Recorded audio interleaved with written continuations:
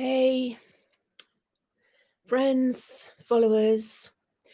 It's Sunday morning, 9:15, and it's way too cold for me to go outside. So I thought I would just jump on and share some insights which have been coming through. So last night, I did a live stream yesterday called Plain Vanilla. You may have seen it. I popped outside into the snow. And an interesting thing happened last night because I decided to watch the video back while I was cooking dinner. So I was doing a stir fry and some prawn fried rice. And what I often do is I put up my phone and while I'm cooking, I will watch YouTube content. And normally when I watch YouTube content, I might put on a sort of 1 hour documentary or something like a Planet Lockdown film and absorb it, osmose it while I'm cooking. But on this occasion, I just listened to my live stream back.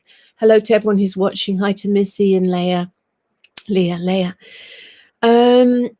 Yeah, so I put it on, and because I was cooking and busy chopping onions and things like that, I just let YouTube roll and just let the ads roll, let the content roll. And a very interesting thing happened because it was just interesting to watch what I was presented. So the next thing I was presented after rewatching my Plain Vanilla live stream, I've written it down here. It was quite a viral video with about 1 million views. And it was two restaurant owners from California and Michigan also speaking out about coronavirus and the COVID restrictions and how it was putting them out of business. And it was an interesting kind of news bulletin type interview. And so that was an interesting one to watch. But then the next thing that came up, that was dished up to me by YouTube, was a documentary called The Fight for the Soul of Seattle. It was a peculiar thing for me to be dished up with because it's not something that I would have picked. It's not something, I don't tend to watch those kind of things in my history, So it's something that I was kind of railroaded into watching. And it was basically a documentary by Como News in Seattle. And it was basically a calling. I'm referring to notes here. It was a calling for the government and the civil authorities to get tough on civil disorder to keep the people of Seattle safe. And it was focusing on drug users and gangs and all sorts of things happening on the streets and it was clearly intended to create fear. Now, it's an interesting thing, this, because the last time that I used to allow YouTube to just sort of dish up what it wanted was a year or so ago when I didn't have a housekeeper and I used to do my own ironing. Yeah. And so what I would do, I don't like ironing, but anyway, I would kind of do it as an ironing meditation. And what I do is I set up my ironing board in front of the TV and I would put on YouTube and just let it roll. And at that time, I was really into Rocket Man, the Elton John movie. I couldn't get enough of Rocket Man, Elton John. And an interesting thing happened because every time I put on Elton John or Rocket Man and let it run, within 2 or 3 videos, I always ended up at Lady Gaga. And I'm like, I don't want Lady Gaga YouTube. I mean, I've never selected Lady Gaga.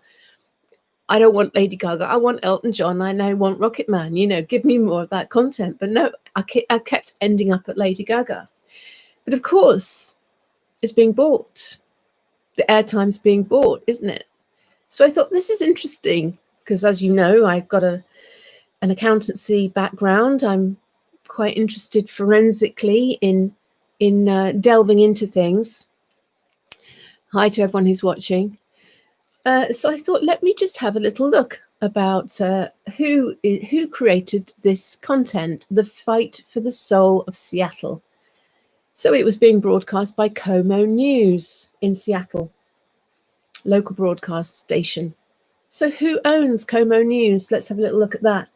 Sinclair Broadcast Group bought up 193 stations across America, broadcasts reaches 40% of the households in America. And Sinclair Broadcast Group is based in Maryland, and it's got an annual turnover of $2.73 billion. So can you see where I'm going with this? This digital Pied Piper, where is it leading us? Where is it leading our children? And so this is the legend of the Pied Piper. You may know this. It's a legend from Germany, it's based in the Middle Ages. And the legend goes that the town of Hamelin was overrun by rats. So this is very definitely connected to the plague, right? Because the plague was brought in by rats. So the Pied Piper of Hamelin, he had a magic flute, and he was called in by the town's mayor to use his magic flute, and all of the rats followed his magical flute music, and he led them into the river, and all of the rats drowned, and he saved the town from the plague. So when the Pied Piper of Hamelin returned to the town and he asked the mayor for his payment, the mayor refused to give him the money, and even to the point of accused him of extortion, that he'd actually brought the rats into town so that he could solve the problem and get hold of the money.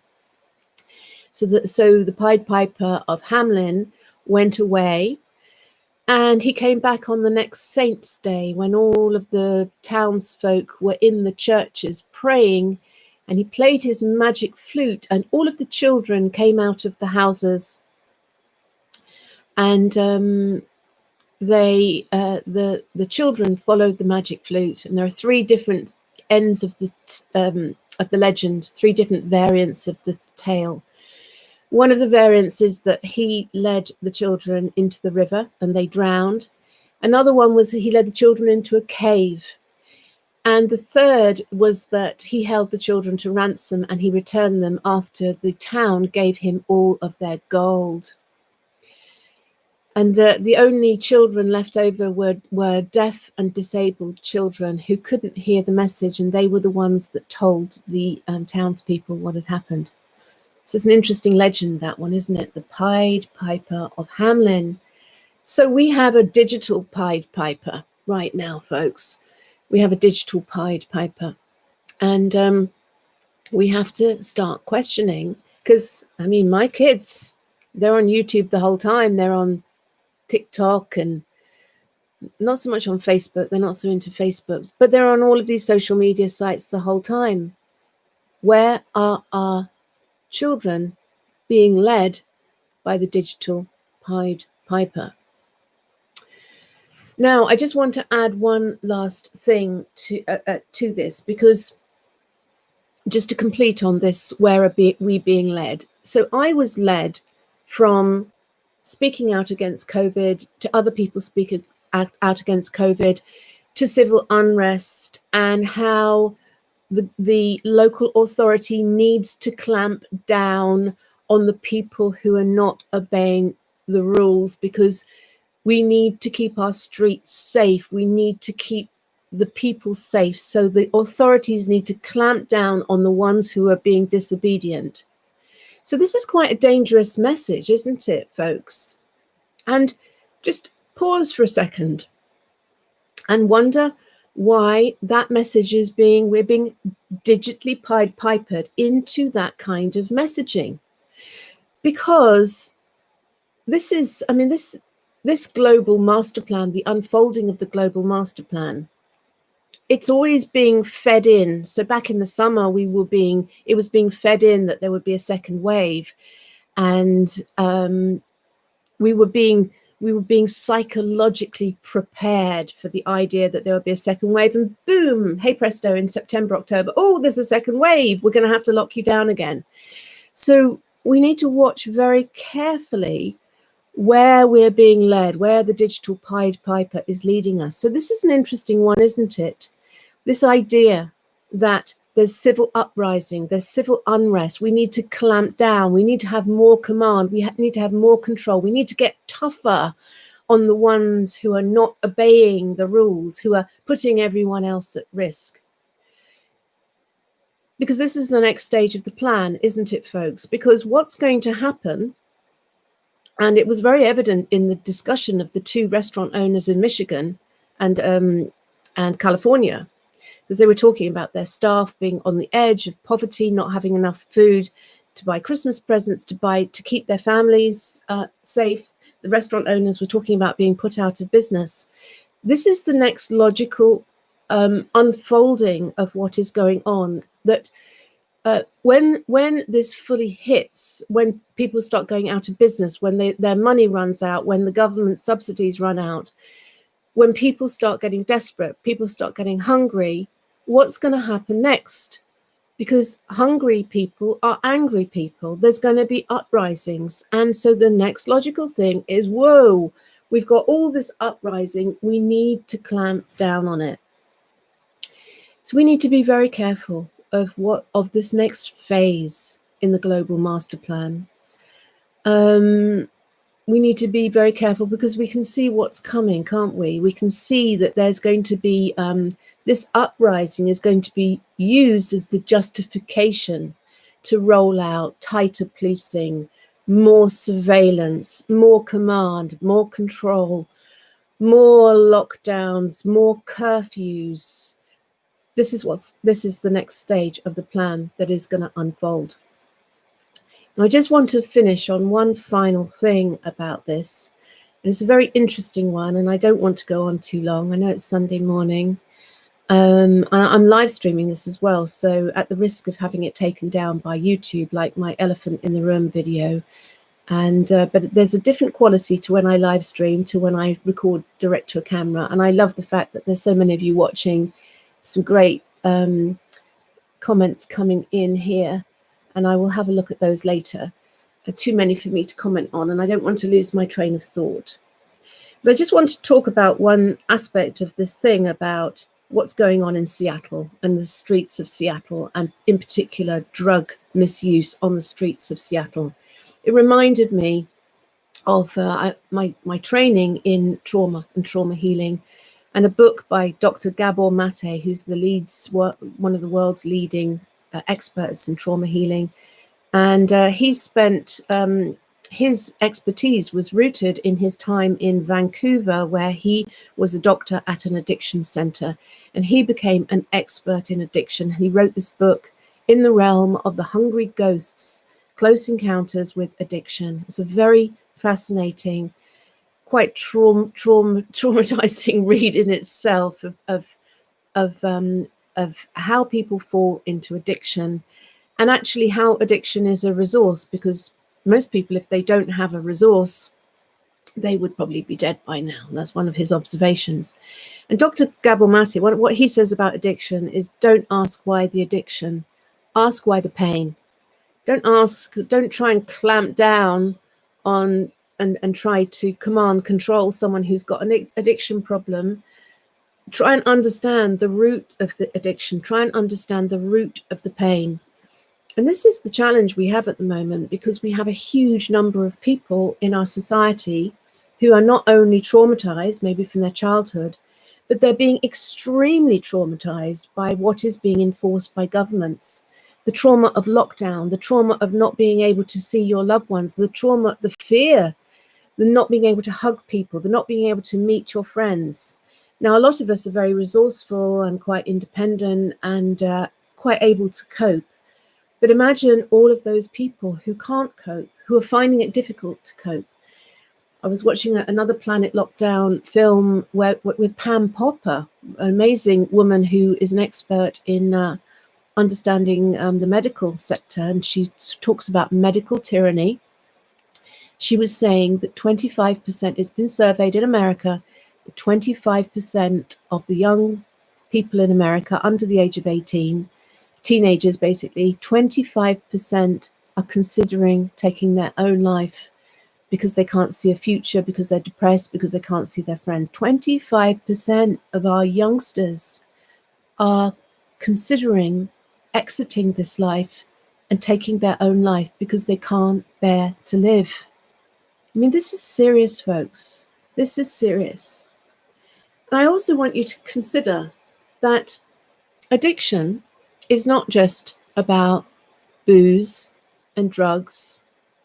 There's also addiction to money, addiction to power, addiction to fame and recognition, addiction to winning.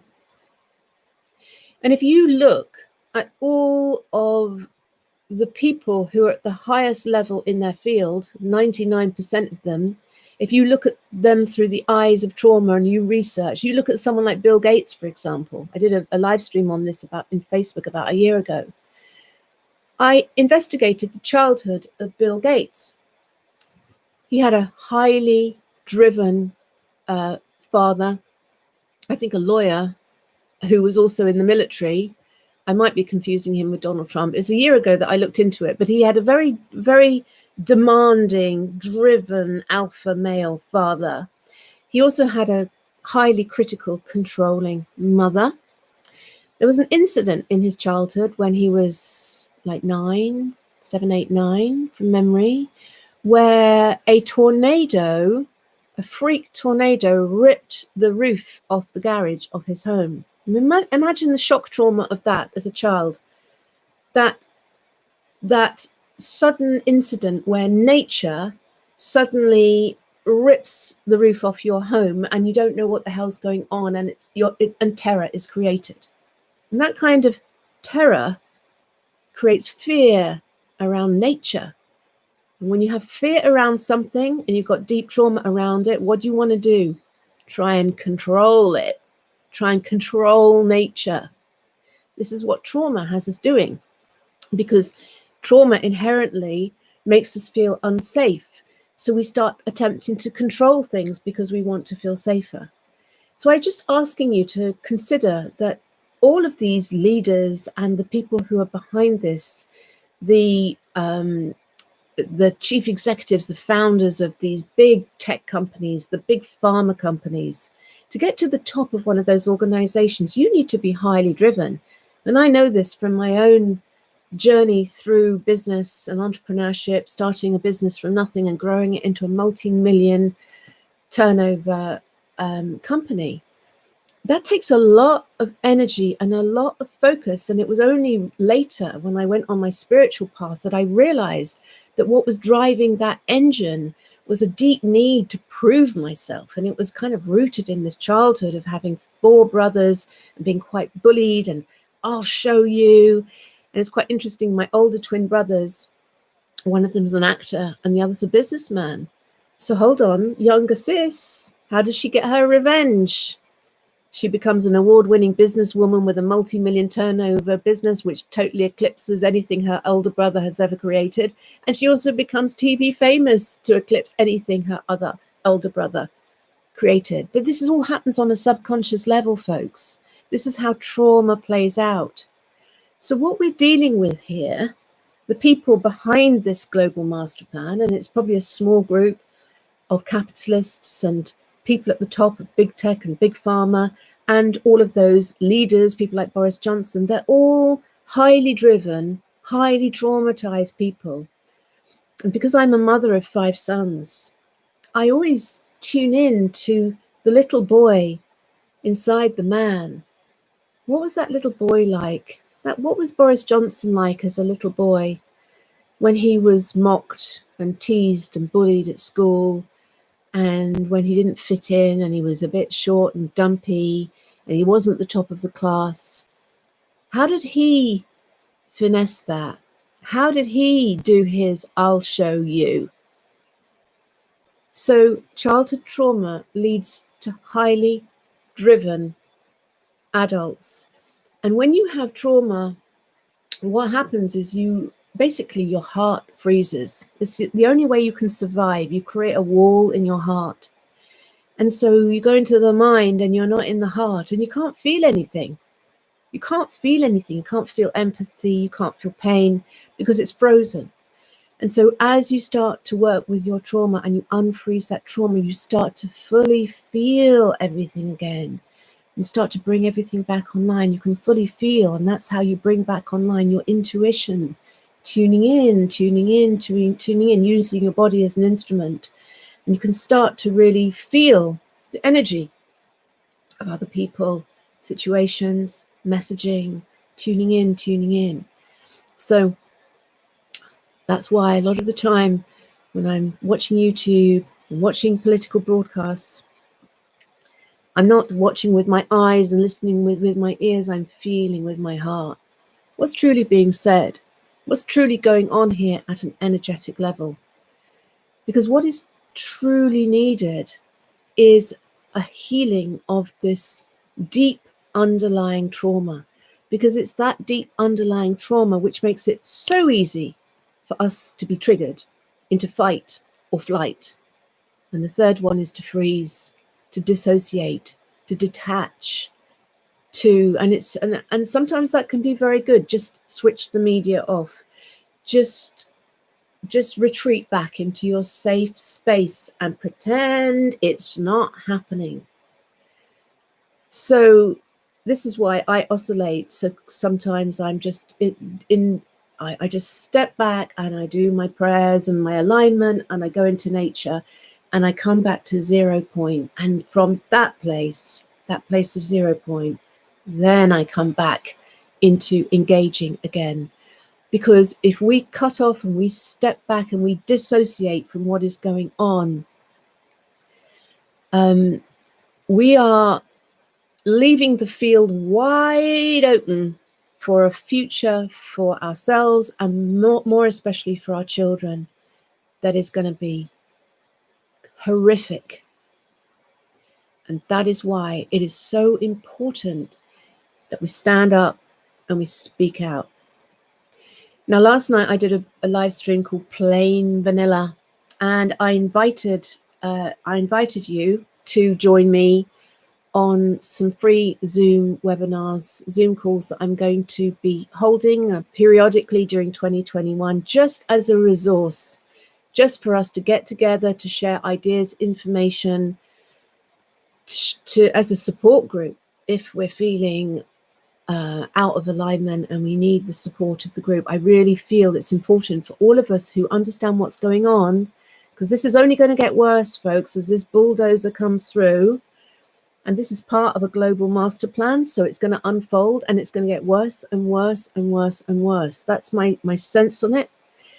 And we need to work smart and to come together, to join together, to create a network of those who understand what is going on. It's not going to take everyone to understand it, just a critical mass. So I put out that call in the Plain Vanilla live stream. I put a link to my website, rachelelnor.com, where you can sign up. It's completely free, and you can either opt for just email updates, or you can opt for email updates plus invitations to the free Zoom calls where we can get together and we can discuss. And it's quite interesting because I noticed this morning that live stream had 1.9 thousand views by this morning, and I noticed that about 500 people had signed up, just less than 500. So 25% of people who watched that live stream have signed up to that emailing list. And from a marketing point of view, and this isn't a marketing exercise, by the way, but from my knowledge of marketing, 25% response rate, that is huge. And 2/3 of those who responded asked to be on the Zoom webinars. There is a huge wave, a huge tsunami of us who are awake enough, conscious enough to know what is going on. And it's so important now that we join together. There's lots of groups all over the world, disparate groups doing various things. It's very important that all of us who understand and know, we start joining together and communicating and linking together so that we can create a critical mass. Because notice what's happening with these lockdowns. It's driving conversations online. It's driving conversations digitally. It's driving the messaging into the people are getting their information not from their friends and their family so much as tabloid newspapers, mainstream media, from social media, which is the digital Pied Piper, which is leading people to where they want the messaging to be. That's why we're not being allowed to see friends and family, because I know when I get together with people face to face, it's so easy to share with them what's going on, and people really get it. Oh my God, Rachel. Oh, I get it. I see what's going on now. Oh, that's not what I've been told by the newspapers I've been reading. No, because they're all owned by the capitalists, like Como News. This is what's going on, folks. We have to work smart here. We have to come together, and we have to find ways to derail this juggernaut before it's too late. So if you want to sign up, if you want to be part of that, go to rachelelnor.com. It's on the home page. There's also a special page, rachelelnor.com/sign-up. You can get on that list. I promise you will not be bombarded with anything to do with marketing and buy my stuff. I'm just not in that space. What is unfolding is the most important issue of our era, people. And it is so important because the further this goes, the more difficult it will be to derail. Just look at what happened in 1930s Nazi Germany. By the time it gets to the point where people are being put on trains and railroaded into concentration camps, it's too late. We have to derail this sooner rather than later. And I don't feel that mass protests on the street, I don't feel that's the solution, because it's going to be so easy for the powers that be. If people mass protest on the streets, it's going to be so easy to say, aha, danger on the streets. We need to clamp down for your safety. No, we need to work more cleverly than that. So if you're interested, please do sign up and let's join together. I don't have the answers, folks, but I do know that communication and collaboration have to be keys to the solution. So sending you lots of love for a beautiful Sunday, and have a great day. Bye for now.